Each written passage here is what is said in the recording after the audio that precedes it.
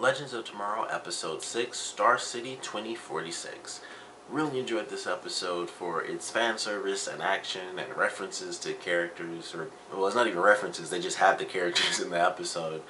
We got to see Connor Hawke, who, used Connor Hawke as his fake name, but that's his real name in the comic books. But it is Diggle's son, and that was kind of something I mentioned, like, because it's like a black kid, black guy.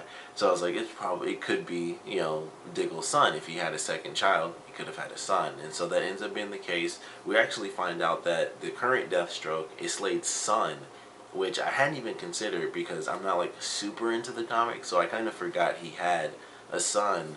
And he has the actual name. Grant Wilson is the name of the character from the comics. And in the comic books, he goes by the name Ravager. And if I remember right, his outfit is actually kind of similar. I think his outfit is the same because it's silver, but in the show it was gray because they do like the it's not like metallic or anything. It's like just a flat, monotone, not monotone, but I can't think of the style the words I'm looking for. But it was a flat color. It wasn't shiny and metallic. But I thought that was cool. I like getting to see both those characters. I thought they had some pretty cool moments. I'm surprised they didn't just use the name Ravager for Slade's son because that's who he is in the comic books. But I think they did that. I mean, they wouldn't have to. I mean, he wouldn't have to have the same name. Like, because when Sarah first showed up, he had the same outfit. So she still would have said Slade no matter what. But, I thought that was pretty cool that they had both those characters in there. One of my favorite moments out of this whole episode, we got to see Oliver with one arm. That was my favorite scene, which makes no sense, but I knew it was going to happen, and I'd already heard about it. But when he first showed up and we first see him with one arm, that was my favorite moment of him in the entire episode, because it was just a really cool moment for me, for them just to do that, because that was really crazy. So, love getting to see that. It was awesome when he got the robot arm on as well, and he fights against Deathstroke, and he actually almost loses. Like, both he and Connor technically kind of lose, and they both have to kind of switch off because Connor's about to get defeated, and then Oliver steps in, but then Oliver's about to get defeated, and then Connor steps in, basically he shoots the arrow and he saves him. So I kind of like that idea. Like, neither of them, Oliver's not in his prime anymore, and Connor's just not as strong because and it's funny how they did it. Like, I don't know, of course there's obviously a ton of backstory there that, they just didn't do.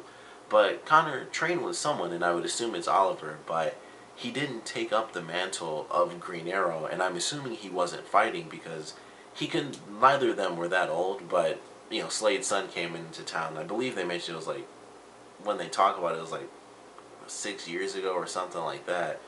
Or like 11 years. I think they say it was like 11 years ago, which I thought was pretty crazy because both characters seemed fairly young to me.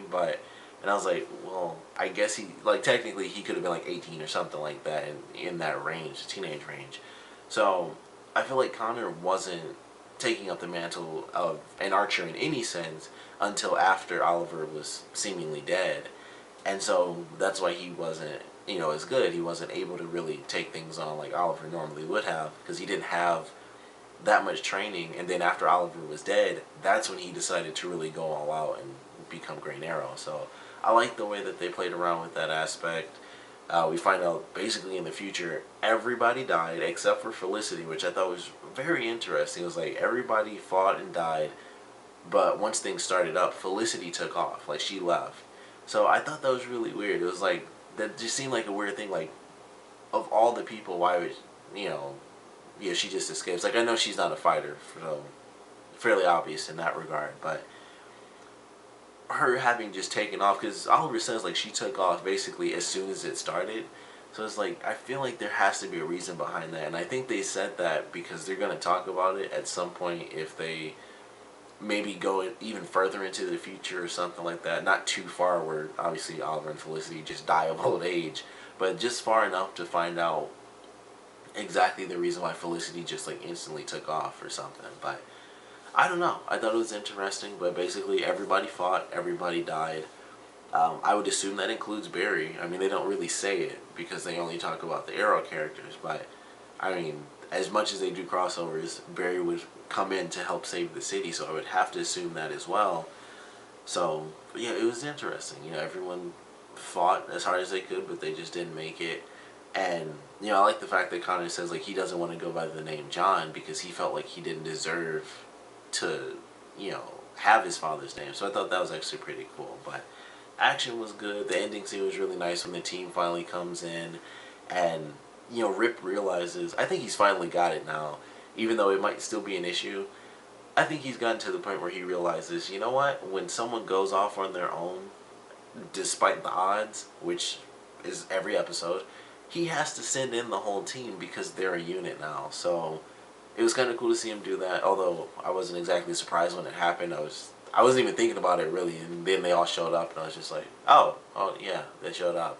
But it was actually his idea. They didn't have to convince him, to take off. Like, he still had to argue with Stein about it, but ultimately it was his idea to say, like, alright, you know what? Everyone, let's go freaking do this. So we get Ray and Kendra swooping in, Snart, Rory, and Firestorm, or Jax. They were kind of just walking in. Like, they just kind of had, like, a little strut. Like, Jax just had his hair on fire, and then he just, like, punched one guy, and then they punched, like, and shot a couple of other people. But they were just, like, walking through the whole crowd, and, like, they aren't even fighting. They just have, like, just a cool little walk, and then Jax, like, punched one dude, and then it was like, alright, now we can fight. But I like that scene. It was really cool, and everyone's together and stuff, and Oliver and Connor decide we're gonna help, take the city back and fix things up again.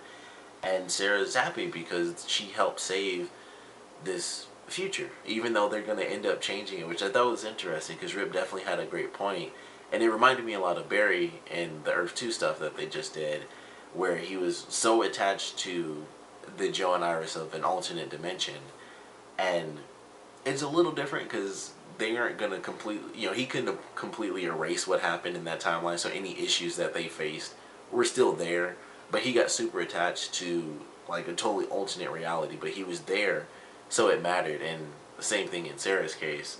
And I think Rip had, an even better argument, really, because they were just going to erase it anyway, but for her, it was like, it wasn't an alternate dimension, it was just the future, and everyone was dead. It wasn't just like, oh, it's an alternate thing where, I'm going to leave and these people are going to die and they'll be dead over there. It was like, no, we left and we still don't know if we're ever going to go back, so they still don't really know if they're going to fix that future or if it will get erased because they stopped Savage or anything like that. So I thought it was really cool that she had to kind of deal with that issue. And then Rory and Snart, they had probably my favorite moment because, once again, great character stuff outshines the fact that they're traveling through freaking time, and it's just like, no, favorite thing whole episode is the fact that Captain Cold and Heatwave legitimately are at odds now, and I love that. I thought that was really surprising because they're like the best friends, even though they have like a weird relationship, of course. But even this episode, it started off, and they're like, Sarah takes off to go after Connor, Rip takes off to go after her, and then they're like, we should probably go rob that bank we passed. And when they left, I was like, they act like they don't travel through time. Like, it's like they don't even comprehend that they are not in the same time era. Like, they're just, it's different. And they're just like, you know what? We should steal something else now. And they just, they're about to take off, of course, and then the gang thing happens. But it was like they're just in the exact same mindset, and then it completely switches, and they end up, at odds. And I think Rory had a great line when Ray's like, they, everyone in the crazy Star City was like, they seem like your type of people, your kind of people. And he's like, I don't even know who my people are anymore. I thought that was a great line because it shows how distraught he is now that the one person he truly, trusted definitely betrayed him. I mean, he knocked him out and locked him in that cell, at least for like a tiny bit. But that's going to have a lasting effect, and it seems like it does in the promo. I mean, of course, they always cut promos to seem a certain way, but it seemed like in the promo he was kind of fighting against, the rest of the team. So I'm looking forward to that. It also seemed like Kronos shows up, and they're also in space. So I don't know if they go to Rip's present, because he said that we should go where Savage will expect us, the least. And I feel like you would never expect them to be in Rip's time period. But they'd have to go out to space because of all the technology and stuff. They'd easily be found. And I'm assuming if that is Kronos, then of course the Time Masters were still able to find them even in space because they have, they're the Time Masters, they would have all that technology. But that was really cool. I thought it was a really fun episode. I'm excited to see where they go with the whole space thing, so that's really awesome. I liked both. I liked all three storylines because we had Sarah's storyline, which was dramatic. We had Rory and Stark's little side story, which was dramatic, and then we had the third story, which was actually just like really funny and just like the nice fun side of this entire episode, which is Jax and Ray both kind of falling for Kendra. And I thought it was really funny because it starts off, it was actually really good. And, Jax is not exactly confident in himself, and Stein kind of boosts his confidence, and he's like, hey, just have confidence. And, if you have a goal, strive towards it. If you want her to be more than just, the girl you have a crush on, then talk to her and, make it work. And then I know Stein said, he was like, oh, I subtly found out that Ray had no feelings for her. But considering the way he said it, I didn't find that to be subtle. He basically went in like, you guys were talking and I noticed there were sparks. Like, that is about as least subtle as it gets. But, of course, him finding out that Ray didn't have feelings for Kendra is what led Ray to think about it. And then that messed up with Jax. And, we had two pretty cool moments with them having, like, their psychic link. Especially in the beginning, I love that when Stein was yelling, he was super mad. He's like, why am I so angry? And then he realized it was because he was embodying the feelings that Jax wasn't letting out. So I thought that was really cool. It was nice that we got to see that kind of psychic connection again. But I like that story. It was nice and just the funny, silly story. And then Ray ends up asking Kendra out first.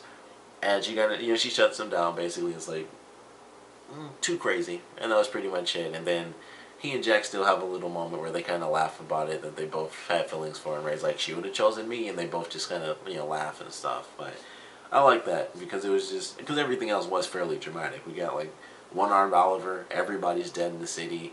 Connor's freaked out, he doesn't believe he can, he deserves the name of his father. Rory and Snart are arguing with each other. So everything was drama outside of that, and it was really fun. But I enjoyed this episode. Definitely want to know what you guys think about it, so please comment below. Let me know your favorite parts, your least favorite parts.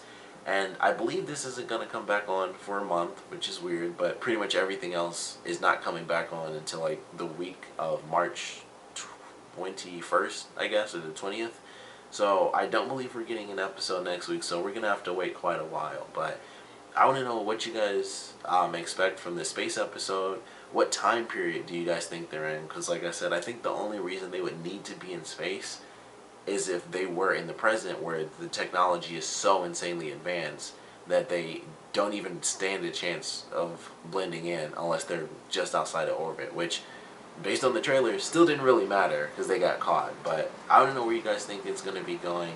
And this is actually based off of the most recent Arrow episode, because they had Vixen, who was in the CWC, the animated series. If you haven't checked that out, it's really awesome. But they had her live action debut in Arrow yesterday.